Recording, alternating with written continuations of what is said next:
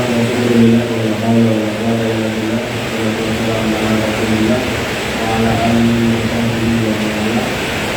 Bapak, Ibu, adik-adik, mas-mas, orang kalah. Maka pada sore yang membahagiakan ini, yang kita hujan yang deras ini, maka izinkan saya menyampaikan sebuah materi pentingnya kita untuk bersinergi dalam kebaikan. Jadi orang hidup, apalagi orang Islam, itu dikatakan oleh Nabi SAW, ihris alama yang saufa. Urip itu cukup, hidup itu kudu bermanfaat. Maka Nabi pun mengatakan ihris alama yang saufa. Hiduplah dengan hal-hal yang bermanfaat.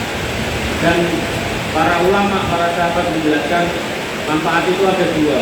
Apakah manfaat untuk duniamu, apakah manfaat untuk akhiratmu. Tentu kemasannya yang paling baik sebagaimana dikatakan Nabi SAW, "Aman arada dunya fa'alaihi bil ilmi." Barang siapa yang pengen dunia, pengen hidup penak ning dunya, untuk ilmu, untuk sekolah, untuk keterampilan, untuk pelatihan. Aman arada al-akhirah fa'alaihi bil ilmi. Barang siapa yang pengen masuk surga, dia butuh ilmu, butuh ngaji, butuh dekat dengan orang-orang soleh, butuh berada di tempat yang terbaik di muka bumi, yaitu masjid. Nah, kemudian Nabi SAW mengatakan waman aradahuma fa alaihi bil ilmu. Nek pengen loro kabeh ning donya kepenak uripe, ning akhirat juga bisa masuk surga, maka fa alaihi bil ilmu. Tetap butuh ilmu. Sehingga seorang pemuda muslim, kalau KTP-nya dicek muslim, maka dia harus kemudian senang dengan ilmu, senang dengan ilmu yang bermanfaat. Makanya nanti Nabi SAW mengatakan khairun nas anfa'uhum linnas. Orang yang terbaik, pemuda terbaik itu pemuda yang banyak manfaatnya, pemuda yang banyak manfaatnya. Mafhum mukhalafahnya kebalikannya, pemuda terjelek itu adalah pemuda yang banyak mafsadatnya. Jadi gampangnya gini, kalau kamu nggak datang dicari sama temenmu karena kamu selalu membawa manfaat, berarti kamu pemuda baik. Tapi nek kamu datang temenmu ngalih, bapakmu lungo, mbokmu minggat, maka itu kamu tuh pemuda yang banyak mafsadatnya, pemuda yang nggak punya manfaat, dan itu pemuda yang jelek.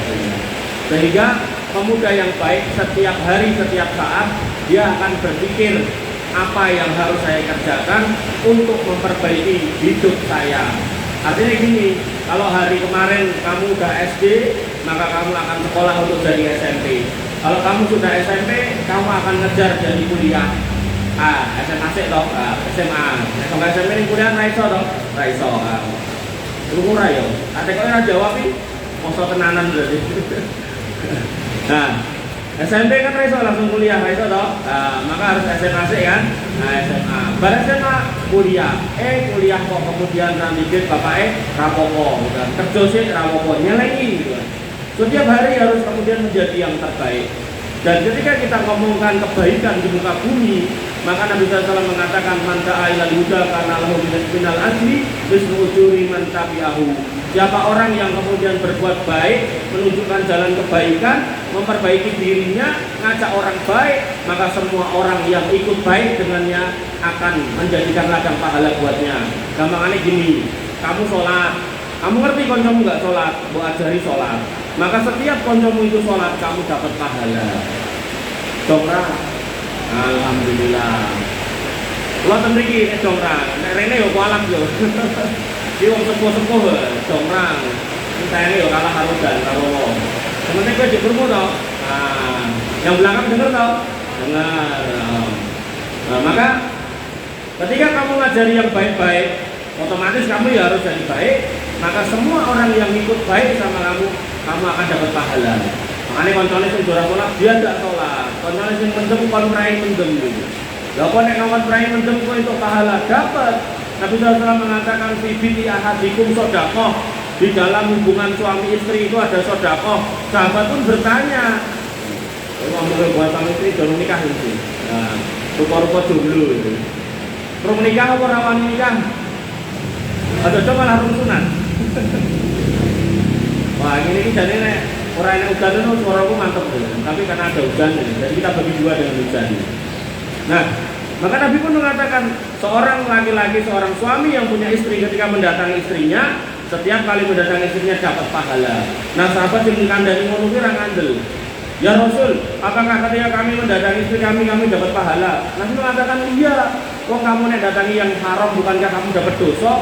Nggih. Lah, mergo kowe nek ora datangi sing haram, maka kowe dapat pahala. Jadi nek kowe ora nglakoni sing dosa, mabuk mukhalafahnya berarti kamu dapat pahala. Gampangane ngene, nek seorang muslim ya, ketika dia tahu minum khamr itu haram, otomatis dosa. Maka ketika kamu nggak minum khamr dan kamu minum air putih, ini syaratnya orang pas kosong gitu kan, maka setiap kamu minum air putih, air degan, air susu, es teh, gitu kan, maka ketika kamu meyakini minum ini adalah halal dan saya lakukan dalam rangka menjauhi yang haram, maka setiap kali kamu minum kamu dapat pahala. Lah kok kancamu bedino kene mendem mbok kandhane aja mendem, maka begitu kemudian dia prele mendem, setiap kali dia ngombe banyu putih nanti wareken, maka insya Allah kamu dapat pahala. Dong orang.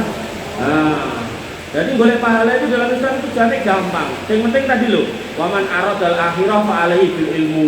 Nek kowe pengen ngerti carane mlebu surga, enek ilmune.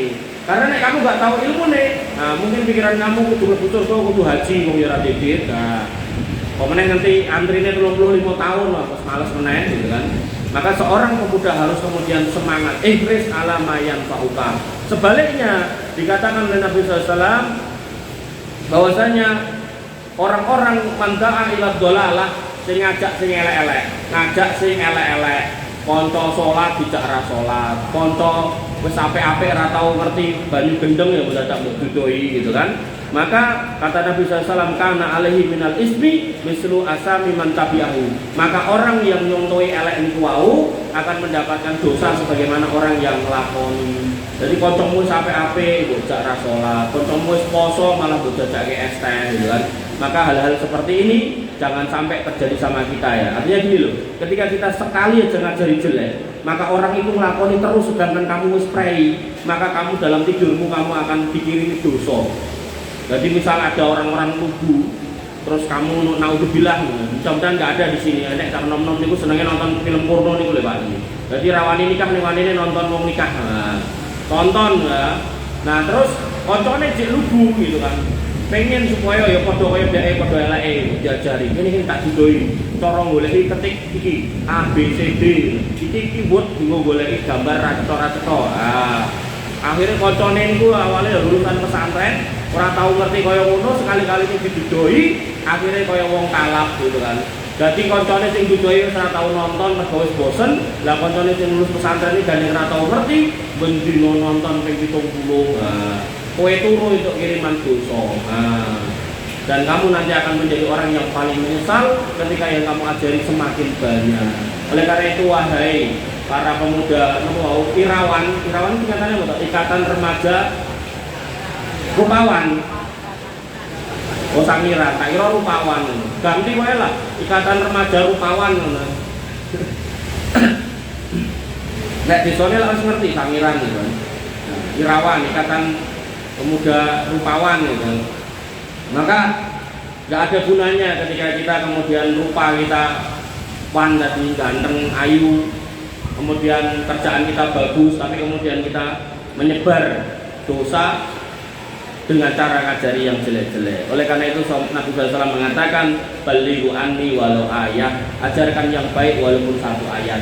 Nah, tempat kebaikan itu di mana? Maka Nabi mengatakan tidak ada tempat terbaik di muka bumi kecuali masjid. Masjid. Sampai Nabi SAW mengingatkan kepada kita, badiru bil a'mali sholihah, buru-buru beramal soleh. Buru-buru. Kenapa? Karena apa?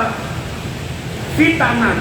Kalau kamu nggak segera beramal soleh, maka hidupmu, waktumu akan didatangi bukan amal soleh tapi fitnah.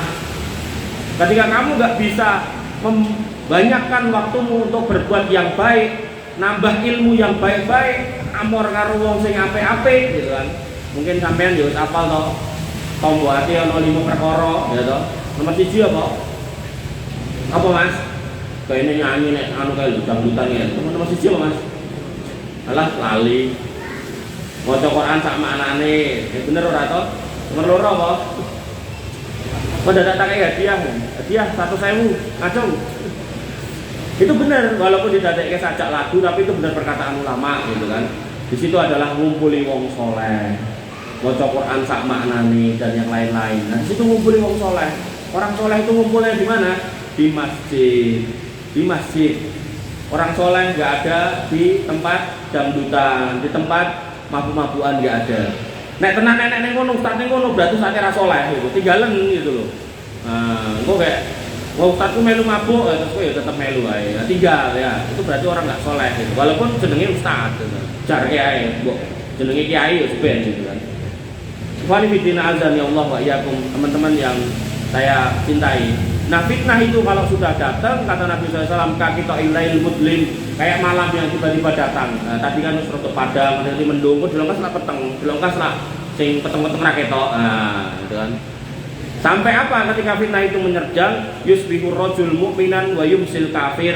Nanti itu akan ada orang yang nggak mau menjaga imannya, nggak gelem golek ilmu, nggak gelem bermajelis, nggak gelem kumpul karo wong saleh, esoke ketemu kowe Islam, sore ini dari kafir. Wah, gua delok ning TV kae artis jenenge Asmiranda, esoke Islam, esoke kafir. Artis apa neh, nah, tinggal digoleki wae gitu kan. Itu kan contoh itu. Nah, banyak, terlalu banyak gitu. Mudah-mudahan di kampung ini nggak ada. Mboten enten to sing murtad to. Nah, enten kudu dioyah. Maka termasuk selanjutnya wa yumsi mu'minan wa yusbihu kafiron. Maka ada orang yang kemudian sorenya masih kamu jumpai beriman, tapi paginya wis ganti agama. Yabiu ahaduhum dinahu bi'aradi minad dunya. Mereka menukar agama yang harusnya agama itu dipegang sampai mati sebagai akidah yang gak tergantikan, ditukar goro-goro dunya. Goro-goro dunya. Jadi goro-goro ora kuduman napa zakat infak sedekah pindah agama. Nah, hati-hati niku. Jadi nek jenengan ngertos niku pendeta Saifuddin Ibrahim gitu sing saking NTB niku. Itu dia cerita bagaimana perjalanan spiritualnya ya. Tak pikir niku dhek ketemu Tuhane ten pundi ngoten mboten. Ternyata cuma nopo jal. Cuman dia itu ngimpi, dan dalam mimpi itu dia melihat pendeta yang waktu dia masih TK ngakei permen. Coba. Jadi nek misal dia ditukar dengan duit 271 triliun pindah agama, terus ora masuk akal gitu kan. Masuk akal tapi tetap salah. Artinya 271 triliun itu nggak bisa menggantikan akidah gitu. Tapi kok ya mau permen itu, sepele banget toh. Nah, berarti apa? Berarti beliau yang dulu ngaku katanya Ustadz Muhammadiyah, katanya kemudian pindah ning Azaitun gitu kan, jadi Ustadz meneh gitu kan, ngendi-ngendi ngaku sebagai mantan Ustadz gitu kan, itu ya tadi Ustadz Raceto tadi gitu, yang tak bilang tadi loh, Ustadznya ya doyan mendem ya ngono kuwi ya, itulah Ustadz Raceto itu gitu. Maka hati-hati sama orang-orang seperti itu, dan Nabi SAW sudah menjelaskan orang-orang seperti itu namanya Ruwaibidah. Nah, dia orang yang ngomong ya dolun mudilun, dia sesat ning nyesake wong liya. Ning ngakune ustaz, hati-hati. Termasuk yang belum lama Mbah Tuwek gitu kan ngomong aku bar nelpon Gusti Allah gitu kan. Aku dikandani nek ngomongnya kon Idul Fitri dina Jumat. Padahal wis tuwek kuwi nek ngomong ora ditutupi ngono mungkin untune coplok gitu kan. Udah sepuh sekali masyaallah gitu kan. Luar biasa. Dan selalu saya katakan di mana-mana yang namanya bulan Hijriah selisihnya cuma 1. Kalau enggak 29 30. Jadi kalau Muhammadiyah selisih dengan pemerintah, selisihnya harus 1. Makanya ini selisih papat, klerune kadoan. Dolalan baida, sesate adoh banget gitu. Makanya nek kamu ikut-ikut kayak gitu metuwo, timbang kowe engko dadak kecangking tekan rokok gitu kan. Dan orang-orang seperti itu yang ketika sudah ngikut pemimpinnya yang sesat ini masuk neraka, mereka akan mengatakan Rabbana ya Allah gitu kan. Adablah ini pemimpin kami ini 2 kali, difaini minal adab gitu. Wa ja'alnahu adablah difaini minal adab. Berilah adab mereka dengan 2 kali adab wal anhum laknan kabira lah. Goro-goro ngarepe sesepuh ya digrogi. Wal anhum laknan kabiro, dan berilah laknat dengan laknat yang pedih. Jadi wong-wong anggotanya itu bakalan protes nanti di akhirat. Tapi apa protesnya kanggo? Ya wallahu alam, saya nggak tahu. Maka yang terbaik, sekali lagi, tempat terbaik di muka bumi itu masjid. Dan ketika jenengan sudah dikaruniai masjid, maka jenengan lihat orang-orang Palestina, bagaimana mereka di masjid tapi orang iso nggo salat. Bahkan tinggal kubai nyungkup wonten tok salat tinggi sore itu, Bu. Kemudian tembok miring salat tinggi sore itu, Bu. Bahkan ada yang cuman kayak terpal tapi kan ada masjidnya gitu. Ini bener-bener sana terpal tok tuh, Bu. Jadi nek hujan ya jeblok gitu kan. Maka ketika Allah mengingatkan la in sakartum la azidannakum, kalau kamu bersyukur maka tak tambah, itu wajar. Maka sudah ada masjid, jenengan syukuri, muga-muga masjidnya tambah obo, tambah dhuwur, tambah gede, tambah makmur, karena jenengan sengkuyung. Atau boleh usung-usung meja. Pak Deni ini kan usung-usung meja apa ya patut? Ora patut, Mas. Sing patut ya jenengan itu. Lah tapi aku ya mau nek usung-usung meja pengen dadi ustaz kaya ning ngarep. Lah monggo, fa'alaika bil ilm, maka belajarlah. Nek duwe ilmune maju gak apa-apa. Bahkan gak perlu ngundang ustaz kok jopo, jenengan sing ning ngarep. Jenengan sing nyekel masjid niki, jenengan sing nguri-uri masjid niki, karena memang masjid inilah benteng akidah kita, masjid inilah benteng generasi kita, dan jenengan adalah generasi muslim dan mriki ngoten.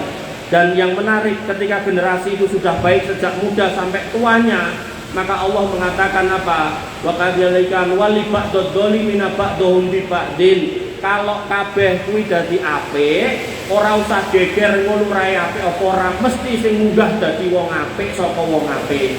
Sebaliknya, tapi nek kalian naudzubillah ora gelem salat gitu kan, ora tau ning masjid gitu kan, maka nek sing munggah dadi lurahe gawene ya ora tau salat, ora tau ning masjid, maka niku nggih pun wajar. Karena ayatnya bunyinya begitu. Pemimpin niku lahir dari masyarakatnya.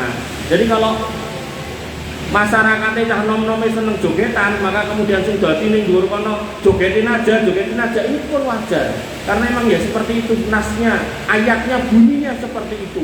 Jadi nek kowe sambat beras larang, iki larang lan kok jawabane jogetin aja, ya wis wong cah nom-nome do seneng joget gitu kan.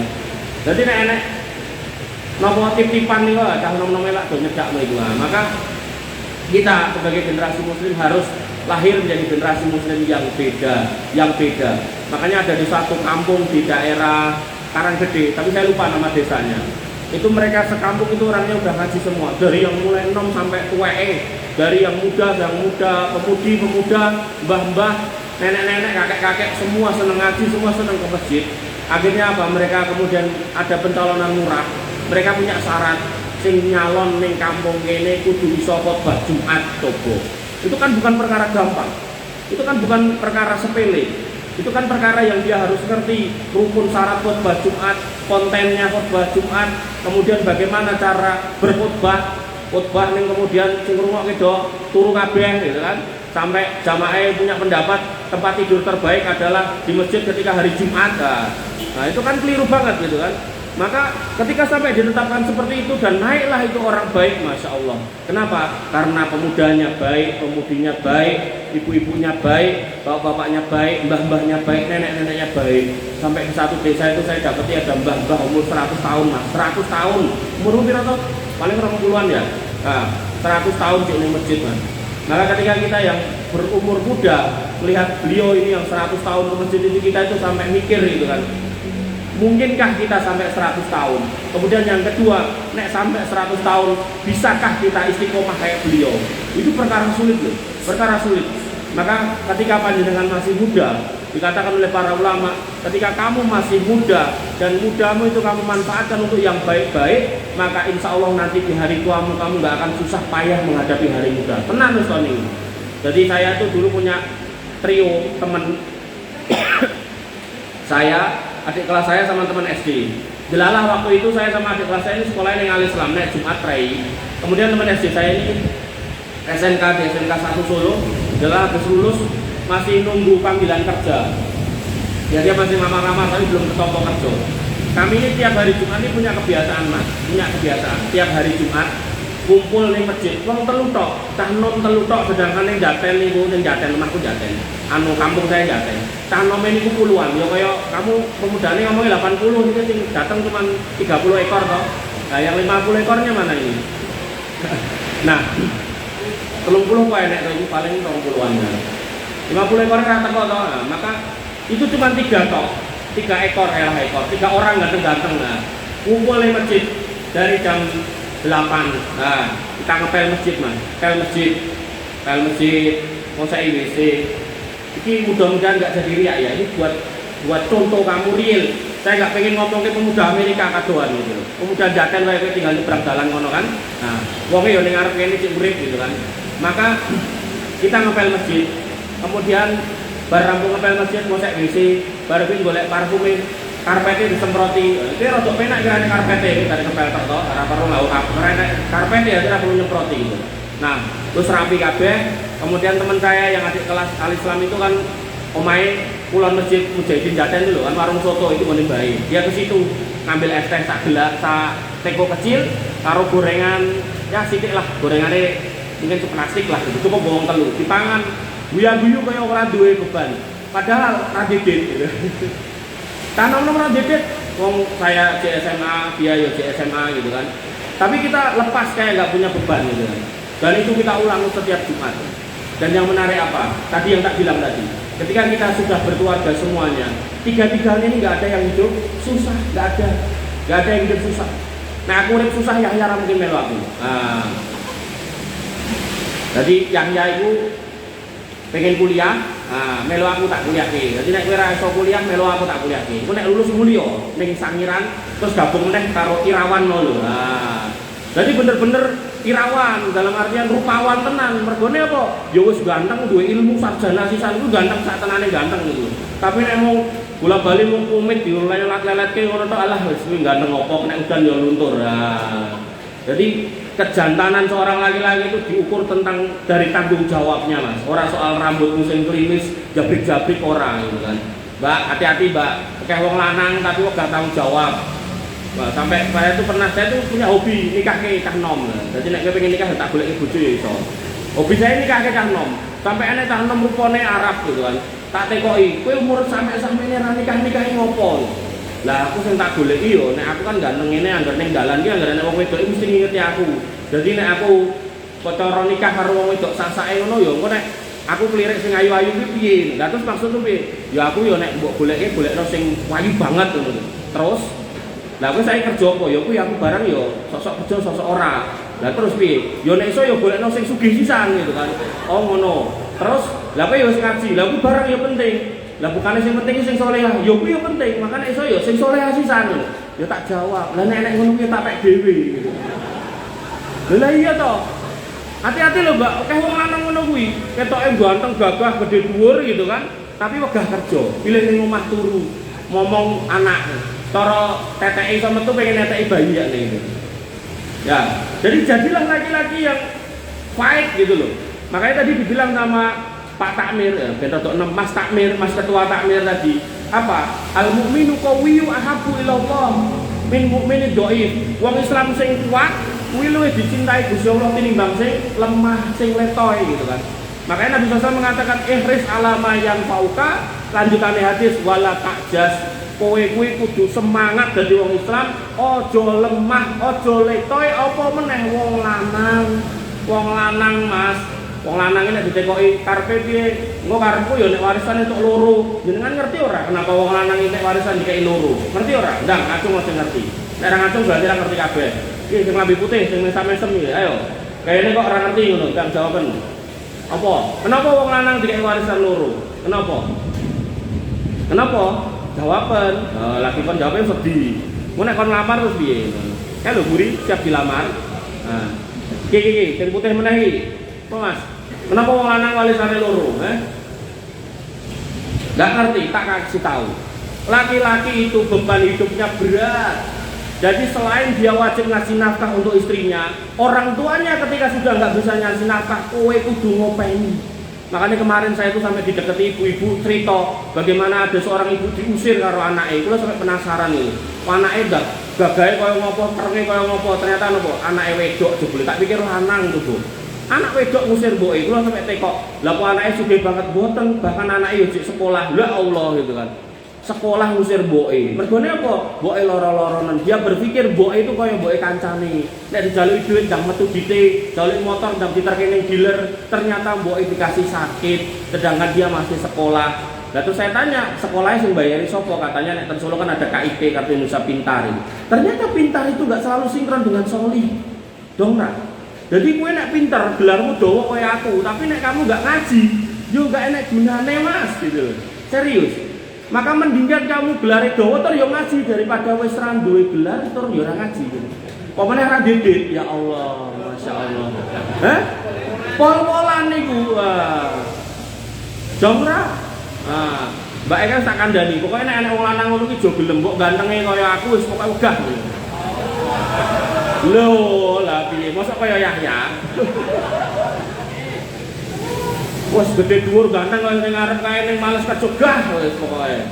Wah, pemeneh ra salat, masyaallah. Kiai dulu, Mbak. Kiai dulu itu pesen ngeten. Ketika anaknya mau nikah, kemudian bawa calon bojone ora salat. Kiai itu mengatakan gini, "Lho, mendingan kowe ngeloni babi timbangan ngeloni wong lanang ning ra salat." Coba, Mas. Itu kita belum ngomong ke hadis. Bagaimana orang-orang yang nggak sholat itu nanti di akhirat dibangkitkan bersama Fir'aun, Qarun, Haman, Ubay bin Khalaf. Coba itu kan tokoh-tokoh kafir kabeh, dedengkote kabeh. Kenapa dibangkitkan dengan Fir'aun? Ada orang sing rumangsa, sibuk jadi lurah, jadi camat, jadi bupati, sampai ra sempet sholat ngomongnya gitu kan. Tapi itu nggak berlaku buat Allah ketika itu terjadi. Maka yo nanti mati dibangkitkan dengan Fir'aun. Lah kowe lurah ora, camat ora gitu kan. Tak sholat, ya na'udzubillah. Jadi ayo kita perbaiki gitu loh. Artinya nek saya ngomong gini, saya bukan berarti mengatakan kamu gak sholat. Saya berharap kamu itu sholat. Nek ra sholat, ya sholat tau. Karena yang nanti itu beralasan, aku lurah, aku presiden, ra sholat, ra kanggo. Apa meneh? Ora lurah, ora camat, ora presiden, Masya Allah gitu. Cuman irawan gitu kan. Halah. Irawan ya ora kuliah meneh gitu kan. Ayo melu aku kuliah. Teko karo Yahya, panggone ning endi gitu. Kira-kira ning kono digebuki apa ora? Kula wis teko karo bapake. Tambah kurun apa tambah lemu? Tambah lemu alhamdulillah. Nek tambah kurun tak konangan di ping 5 niku. Nah, masalahnya saya juga nggak pengen mendolimi anak orang gitu. Bapak Ibu yang dirahmati oleh Allah Subhanahu wa taala, Mbak-mbak, Mas-mas, adik-adik, maka orang Islam harus kemudian semangat, sekali lagi semangat, dan tempat mencari semangat yang paling baik adalah dengan berkumpul bersama orang-orang soleh. Dan semangat yang berkumpul dengan orang-orang soleh itu semangat di atas kebaikan. Semangat di atas kebaikan, dan orang-orang yang bersama-sama dalam kebaikan ini itu nanti persahabatannya kekal sampai akhirat, bahkan bisa saling menolong. Sebaliknya ketika persahabatannya ini ya toh, ketemu ini goro-goro mendem, goro-goro dolan, trek-trekan, mabuk-mabukan gitu kan, maka nanti di akhirat al-akhillau yauma idzin ba'dun bi ba'din aduun illal muttaqun. Kekancanmu ra guna, mergo nanti pertemuanmu itu nanti cuma jadi permusuhan. Kamu akan cuma nuding kancamu, aku sampai sini karena kamu sampai sini karena aku, dan seterusnya. Bahkan puncaknya kamu akan menyalahkan setan. Setan pun ra gelem mbok salahke. Fala talumuni walumu anfusakum. Ora usah nuduh aku kowe tekan kene, ya mergo kelakuanmu dhewe. Ngopo kowe ra gelem ning masjid lawange ra tau dikunci to Pak Tamir? Ah, ora tau lawange dikunci. Nek arep golek alat pel ya enek to Mas. Enek gitu loh. Arep golek posek WC ya enten to. Enten. Terbuka cara untuk beramal 1001 cara. Cah-cah TPA sing kudu diajar ya enten to. Enten. Butuh guru-guru TPA. Mau nek gajine kurang njaluk Pak Tamir aku tak bayar coba. Kurang piye? Hah? Kurangmu piro ngomong karo aku tak bayar. Raketan tak bayar 10.000. Ya, pokoknya saya bercanda jangan dimasukkan hati. Intinya, ini semua motivasi diri saya secara pribadi dan panjenengan semua mas-mas, mbak-mbak untuk kemudian bersyukur bahwasanya panjenengan masih punya masjid, masih punya tempat, di mana tempat ini adalah tempat untuk memperbaiki diri jenengan. Ketika masa muda jenengan manfaatkan dengan baik di atas ketakwaan, tenan. Nabi SAW pernah mengatakan kepada seorang pemuda, ya gulam, ihfadillah yahfaduka. Wahai pemuda, jane ngomong akeh iki jane malah ra nganggo tag iki. Tag-e tak buka tok ora tak waca. Maka ya gulam ihfadillah yahfaduka. Wahai pemuda, ketahuilah nek kowe uripmu jek enom mbok jaga batasan Allah, kowe ra mendem, kowe salat, kowe ngaji, kamu berbuat baik sama orang tua, kamu bekti ten masjid, cak TPA mbok ajari, semua hidup mbok curahkan untuk agama, yahfaduka, jenengan sing jaga Gusti Allah. Jenengan sing jaga Gusti Allah. Makanya ada kata-kata gini, wong mangan urung mesti sholat, tapi wong sholat mesti mangan. Dan ketika Allah yang menjaga, ini sama dengan Al-Quran. Allah Subhanahu Wa Taala mengatakan, Inna nahnu nazzalna dzikra wa inna lahu lahafidun. Al-Quran itu yang menurunkan kami dan yang menjaga kami. Jadi wong biasa kayak ini ngobong Quran itu mati, Quran yo enek. Orang-orang yang hafal Quran juga masih banyak. Maka panjenengan kalau beriman dengan kata-kata Aku Allah yang menjaga, maka ketika kamu mempersembahkan hidupmu untuk Allah Subhanahu Wa Taala, maka insya Allah uripmu itu gak bakal susah. Intan surullah yang surkum wa yusabbit aqdamakum. Nek kamu mau menafkahkan hidupmu, menafkahkan waktumu, tenagamu, pikiranmu, syukur-syukur kowe duitmu, maka Allah akan menolongmu, gampangke urusanmu, bahkan meneguhkan posisimu di muka bumi. Ora bakal jadi wong sing disepelekke ya. Sapa sing kaine ditolak ayo. Sing paling akeh ngacung tak kaya 100.000. Rawani ya. Itu mergo mungkin jenengan kurang nolong Allah. Tapi jal kalau jenengan berbakti pada Allah, menolong Allah gitu kan, menolong agamanya, uri-uri masjid ya, masya Allah, insya Allah yang berebutan gitu kan. Bapak Ibu yang dirahmati oleh Allah Subhanahu Wa Taala, adik-adik, mbak-mbak yang saya hormati, ini udah 5:30, maka untuk tema pemuda cukup ya. Nah kita masuk ke tema yang kedua. Jadi saya tuh peseni tema oke banget ya gitu. Tema yang kedua ya babakan masalah zakat. Jadi karena ini menjelang hari raya Idul Fitri, maka di situ ada kewajiban untuk bayar zakat. Nah, zakat itu ada dua, zakat mal dan zakat fitrah. Zakat mal itu adalah untuk mereka yang punya kelebihan harta. Yang pertama, emas, perak, dan duit. Untuk emas nisabnya 85 gram, kalau dikalikan sejuta, nah sekarang udah 1.200.000 ya nih. Nah itu berarti 85 juta. Jadi dengan duit 85 juta mandek dan rekening selama setahun, haulnya maka harus keluar 2,5%. Nek perak itu 595 gram. Jadi dengan punya 595 gram perak itu berhenti selama setahun, maka keluar zakatnya 2,5%. Nah nek duit maka setara dengan 595 gram niku yaitu sekitar 6 juta, maka itu keluar zakatnya 2,5%. Nah, kemudian jenengan punya hewan ternak, maka itu keluar zakatnya tergantung hewan ternaknya. Nah, pertanian ini yang jarang orang kemudian tahu. Jadi nek panjenengan garap sawah, maka ketika panen 7,2 kuintal, 7 kuintal lebih 20 kilo, maka keluar zakatnya 10% kalau pakai hujan ngeten iki. Tapi kalau pakai sibel, maka keluar zakatnya 5%. Nek campur antara hujan dan sibel, maka zakatnya 7,5%. Dikeluarkan setiap panen, kena wareng apa ora, dipangan tikus apa ora, tapi nek nyampe 7,2 kuintal, maka keluar zakatnya niku wau. Nah, kemudian zakat barang perdagangan, maka dihitung omsetnya setahun, kemudian ditambahkan stok barang, maka keluar zakatnya 2,5%. Nah, kemudian siapa yang berhak menerima zakat mal? Ada 8 golongan. Bila panjenengan sampun hafal, 8 golongan yang menerima zakat itu adalah fakir, miskin. Nah, bedanya orang fakir sama miskin, kalau orang miskin dia kerja, hari-hari kerja, nopo mawon, wis buruh pabrik, serabutan, tukang parkir, nopo mawon. Tapi kemudian hasilnya nggak cukup buat nafkahi keluarganya. Jadi misal hasilnya sedino 50.000, tapi anaknya naik 17 gitu kan, butuhnya 150 misal gitu. Nah, berarti kurang 100. Nah, sehingga dia masuk kategori miskin. Adapun fakir, nggak punya kerjaan, bukan malas kerja, nggak punya kerjaan, tapi kemudian ya otomatis nggak kecukup gitu. Nah, orang-orang itu yang pertama dan kedua. Kemudian yang kedua al-amil.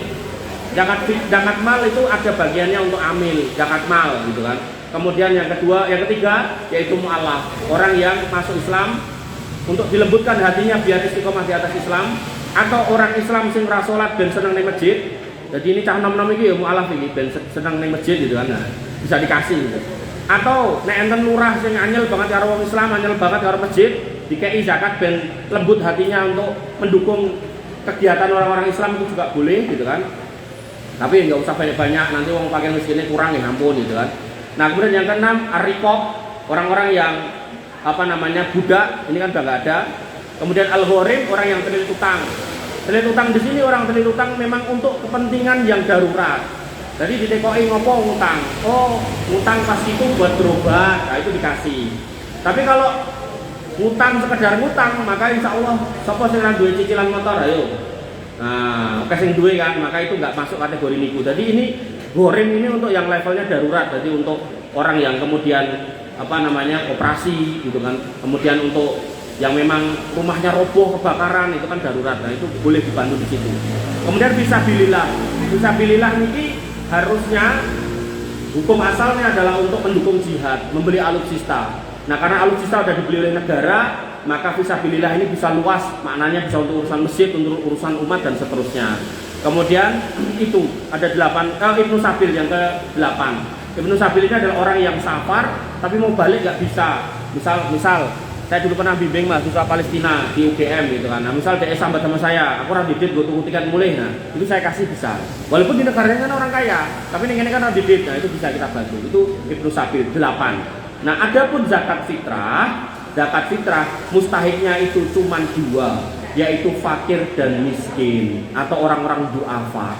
Jadi zakat fitrah itu nggak boleh digunakan buat bangun masjid, nggak boleh buat beli karpet, nggak boleh buat beli sound system, nggak boleh. Jadi cuma buat fakir dan miskin.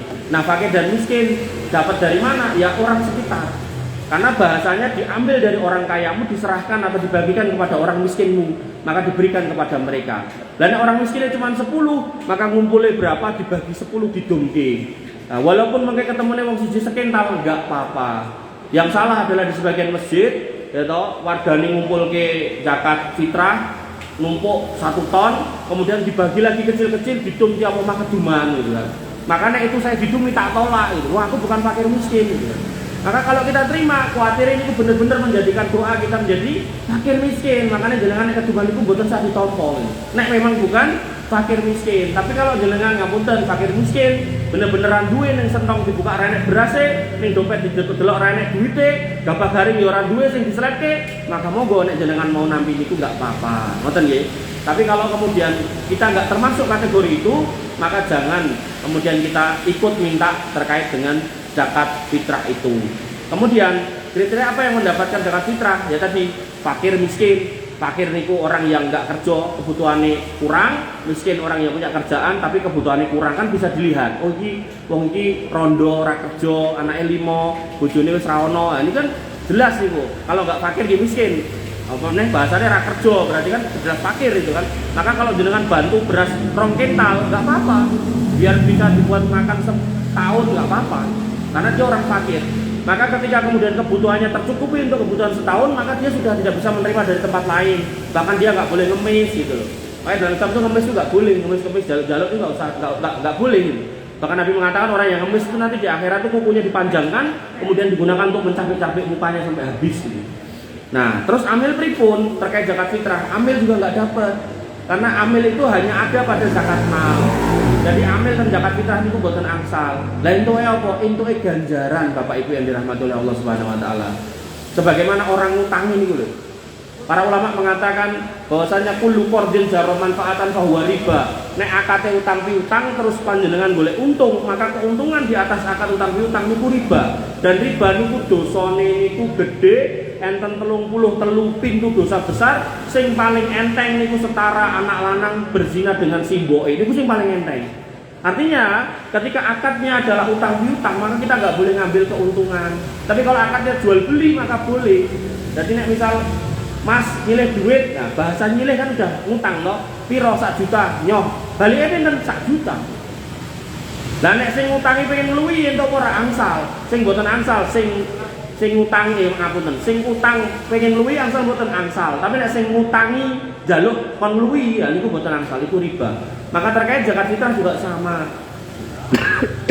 Zakat fitrah itu jatahnya fakir miskin, sehingga amil gak dapat bagian. Maka fungsi dari zakat itu adalah mengeluarkan orang yang awalnya mustahik, kemudian harapannya dia di tahun depan tidak lagi menjadi mustahik.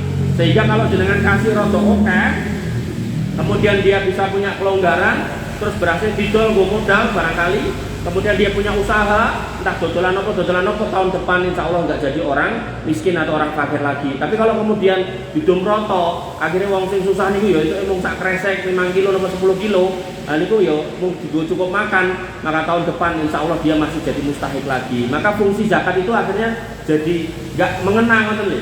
Jadi yang namanya zakat baik mal maupun fitrah itu kita harus punya semangat. Zakat ini harusnya membuat orang itu tahun depan itu nggak perlu dibantu lagi. Tapi ya carane memberdayakan umat nih gua. Maka napa niku Yayasan Al-Qayyim Muzaki berdaya, napa istilahnya? Nah, bener mustahik berdaya gitu. Mustahik berdaya. Tadi ini tak pikir mustahik berdaya itu dikai modal kalau usaha, ternyata mustahik tapi dikai beras gitu. Ben boten tepar. Ternyata saya agak salah persepsi. Padahal kalau konteksnya tadi yang zakat mal boleh gitu kan. Konsep zakat mal boleh, jadi dibikin unit-unit usaha kayak yang dibilang Pak Takmir tadi gitu kan. Nah, nanti ini loh kamu usaha ini, betul ini, ini, so ini. Pun ada nih. Ah, masya Allah. Nyata nggih. Jadi ini jadi materi ini kata harusnya ini 3 kali pertemuan tapi dikebut nih wow 1 kali pertemuan. Kurang lebihnya saya mohon maaf. Selamat berbuka puasa. Aku lu qouli hadza astaghfirullahaladzim li wa lakum wa lisa'iril mu'minina billahi minal ghafurur rahim. Subhanakallahumma bihamdika asyhadu an la ilaha illa anta astaghfiruka wa atubu ilaik. Assalamualaikum warahmatullahi wabarakatuh.